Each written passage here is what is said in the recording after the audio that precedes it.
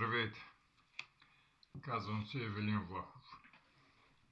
Екзекутора на русофилията, огледалния, дявола, сатаната, каквото и да кажете, няма да сбъркате. Днес се случва нещо за втори път. Оказва се, че тезата, която ме прави огледалния, е била вярна и в труд излезна статия.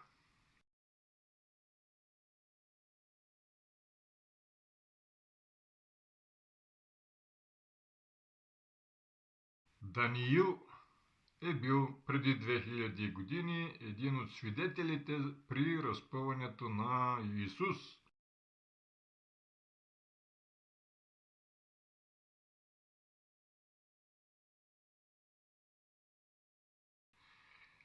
Когато той е казал, че за да бъде земята рай, данъците трябва да са 1%.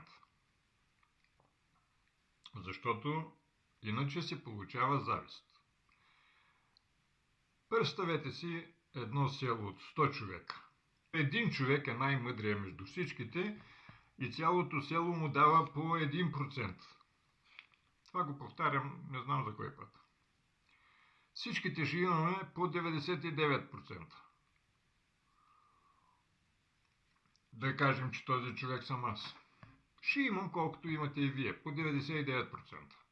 Но, ако ми давате по 10% минимум, както проповядват юдеите, тогава вие ще имате по 90%, а аз ще имам 990%.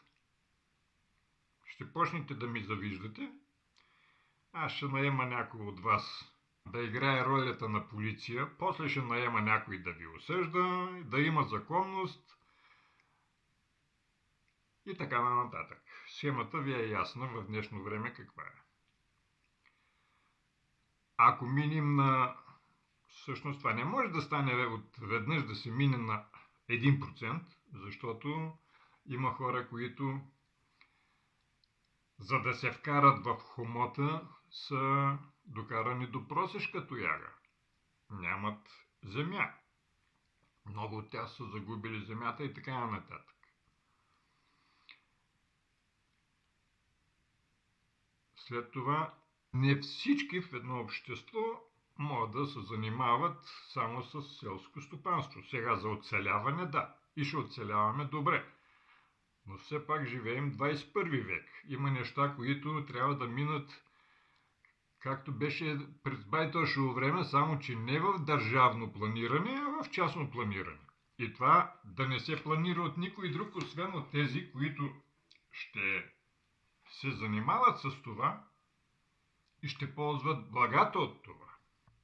При такава система, защото това е най-добрата система, всеки 100 човека ще излъчат един човек. Значи на 1000 души 10 човека да ги ръководят.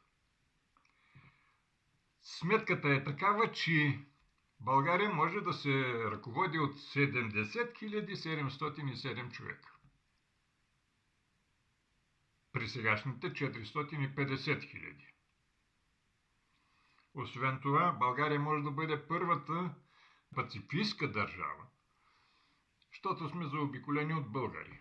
Само в Народното събрание трябва да се обяви истинската история на България. Гледах Ивелин Михайлов. Той казва, че на България нещо ги пречи. Ами точно това ги пречи. Пречи ги истината, че сме робска държава. Заробени сме от Русия. И трябва да се прочете първо българската история, такава каквато е. Обществото не знае как сме овладени, как славянофилията ни е промила мозъците. Имаме две укрити истории преди Паисиевата. И това е укрито нарочно точно от Русия. Техните монаси са направили цап-царап. Значи първо трябва да се осветли българската история в Народното събрание. Само че как да се направи това, когато има историци, академици, които взимат по 5000 лева, за това, че са ни изкривявали историята. Тези академици, днешните им професори и учители, как да излезнат срещу тях и да кажат, нали, това е. Нямат топки, нямат самочувствие.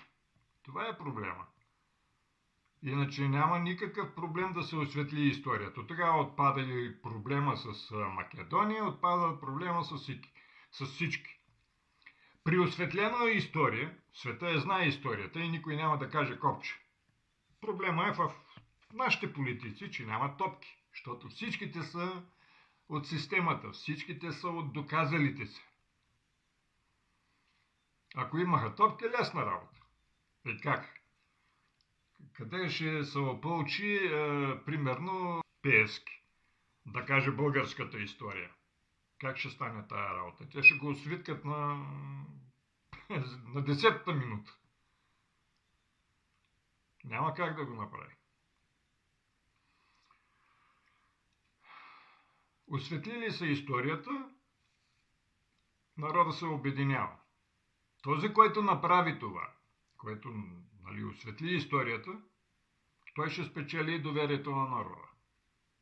След като е спечелил веднъж доверието на народа, тогава може да се осветли ролята на Библията. Тук не става въпрос за всичко да се отрича от Библията, защото религиите по същество защитават една и съща идея. Всичките религии, няма тема. След това се осветлява ролята на религията, какво ще правят нашите попчета да си вземат мерките, защото така или иначе църквата с патриарх Даниил ще се разцепи. Не може да е руска. Това противоестествено е. Така че църквата 100 на 100 ще се разцепи, а друг е въпросът той да се оттегли в името на църквата. Това са вариантите. Или разцепление, или оттегляне. Веднъж обединена църквата и вкарана в рамките да работиме за 1% поетапно. Сега в момента българина плаща 80%. Може да направим първата пацифистка държава. Защо? Защото всичките около нас са българи. И ако посмеят само да кажат копче и да тръгнат, не вярвам тогава Русия да има глас, защото Русия няма да я има. Това е целта. Русия ще я докарат до прошешка тояга. Това е целта. Фалит на банки и така нататък, като излезна от войната, Русия ще е нищо. Така че Русия няма да има. Да помогне на сърбите или на румънци и така нататък. А българина, когато воюва, воюва. Трудно става. По-добре да не става. И аз съм убеден, че предвид историята и предвид това, че всички сме вярващи в вселенския разум, ще имат разум да си седат на задниците. А ние може да обявим първата пацифистка държава, вместо да ходим да играем по хорото на хазарите, да изградим първата пацифистка държава. И рай на земята. Нещата не са никак сложни. Само трябва желание. Никак сложни. Всички ще ни пазят. Що? Защото ни пази вселенския разум.